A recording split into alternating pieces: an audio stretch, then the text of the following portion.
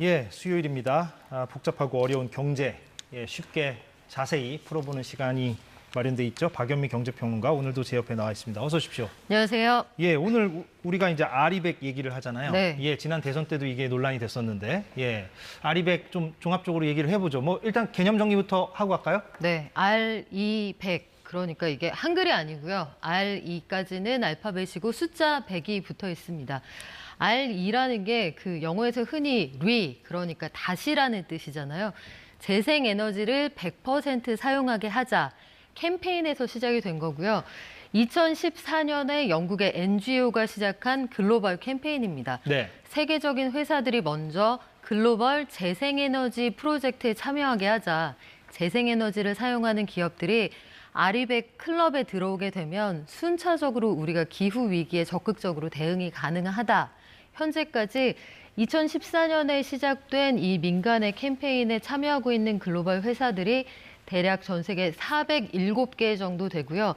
한국에서 기업들은 31개, 오늘 한 곳이 추가가 됐습니다. 예. 카카오가 오늘 저희도 아리백 클럽에 들어갈게요 해서 예. 카카오까지 포함을 하면 한국의 삼성전자, 하이닉스, 현대차 이런 대표적인 기업들이 이 운동에 동참을 하고 있는 상황입니다. 그러니까 자발적인 건데, 그럼 거기에 그 재생 가능 에너지에는 원자력 에너지는 들어갑니까? 빠집니까? 원전하고 수소를 통해서 발전되는 에너지는 포함되지 않습니다. 예, 그게 네. 이제 또 쟁점이 되는 어떤 요인이 되는 것 같아요. 네.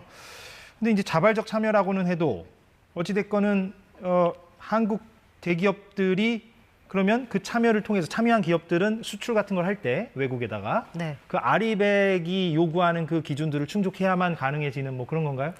이게 참 애매한 것이 예, 애매합니까? 국가 단위에서 우리는 R200으로 물건을 생산하지 않은 회사 건 안 사줄 거야. 이렇게 통상적으로 가지고 있는 관세 장벽이랄지 이런 게 있는 건 아니에요. 국가 차원에서는 없다. 그렇죠. 예. 그래서 이걸 가지고 WTO에 제소를 하거나 아니면 무역 분쟁을 뭐 걸어볼 만한 이런 수준 좀 애매합니다. 하지만 문제는 뭐냐면 최근에 유럽에 있는 여러 나라의 대표적인 기업들이 한국의 그 거래처에 이거 기준을 충족하지 못하면 우리는 한국 기업의 물건을 사줄 수가 없다. 스웨덴의 볼보 그리고 독일의 BMW 같은 회사들이 한국의 부품 회사들에게 요구를 합니다. 구체적으로 당신들이 부품 만들어서 납품할 때 어떻게 재생에너지만 사용을 해서 가져올 건지 이행 계획서를 주든지 아니면 이행을 해서 만들었다는 이 증명서 같은 걸 내라. 그래서 전자에 말씀드렸던 볼보와 계약을 앞두고 있었던 그 회사는 결국 납품을 못하게 됐고요. BMW하고 그 거래하고 있는 부품 회사의 경우에는 2, 3년 안에 이 조건을 맞춰야 되는데 이게 만만치가 않다는 겁니다.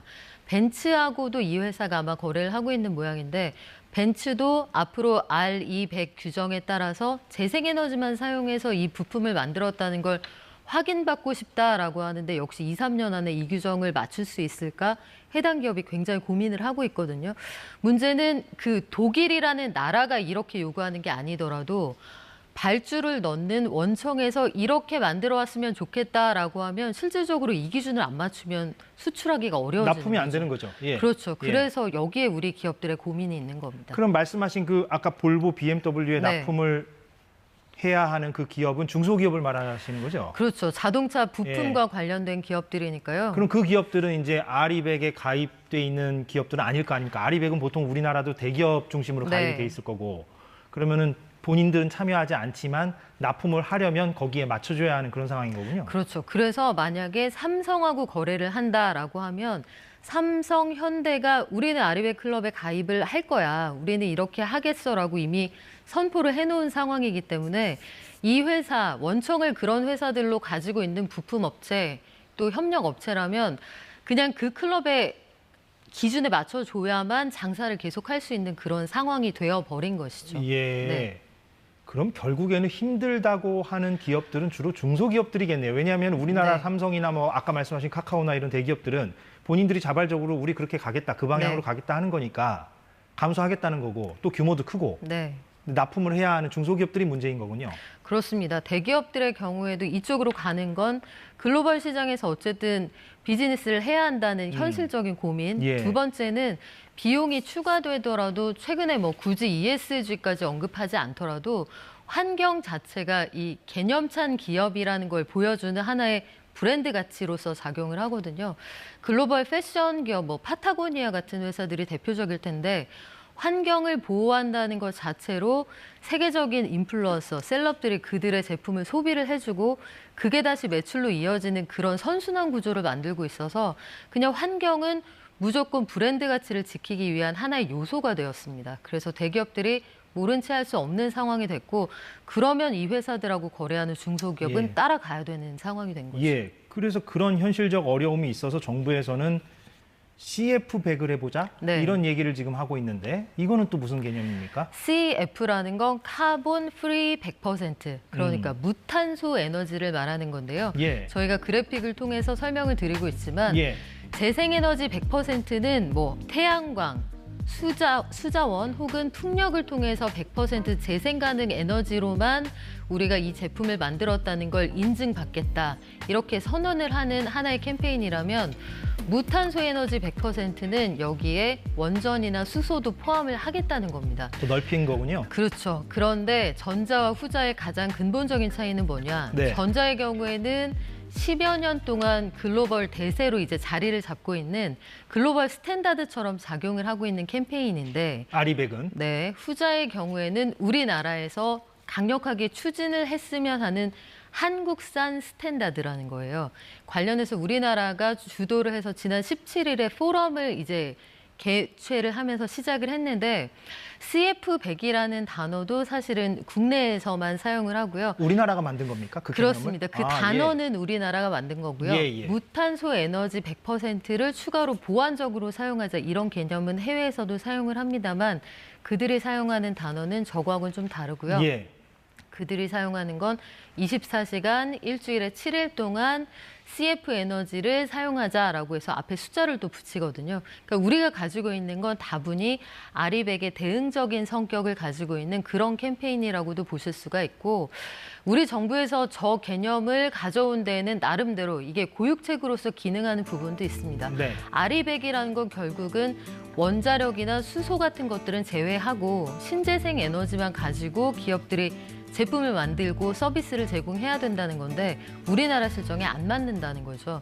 태양광이나 수력, 풍력 이것만 가지고 안정적인 에너지 공급이 불가능한 우리 여건을 고려하면 우리는 원전이나 수소같이 탄소 배출은 안 하는 에너지가 추가로 들어가주는 표준이 하나 필요하다. 우리 이거 한번 밀어보자. 이게 우리 정부의 입장입니다. 우리 정부는 그렇게 밀어보자고 CF100을 들고 왔는데 그게 그러면 다른 나라에서도 호응이 있어야 하잖아요. 그렇죠. 어떻습니까? 일단은 미국에서는 IRA에서 그 보조금을 주기로 한 대상에 원래는 아리백에 규정하고 있는 신재생 에너지로만 제품 만드는 그런 회사들만 보조금 준다고 했었는데 이거 실정이 좀 안 맞는다. 그리고 최근에 에너지난 이런 것들을 고려하면 무탄소 에너지로 만드는 그런 제품들도 보조금 주겠다. 일단 미국은 좀 유연한 입장이고요. 일본도 비슷한 입장인데 문제는 유럽으로 수출할 때는 이 규정이 먹혀들질 않는다는 겁니다.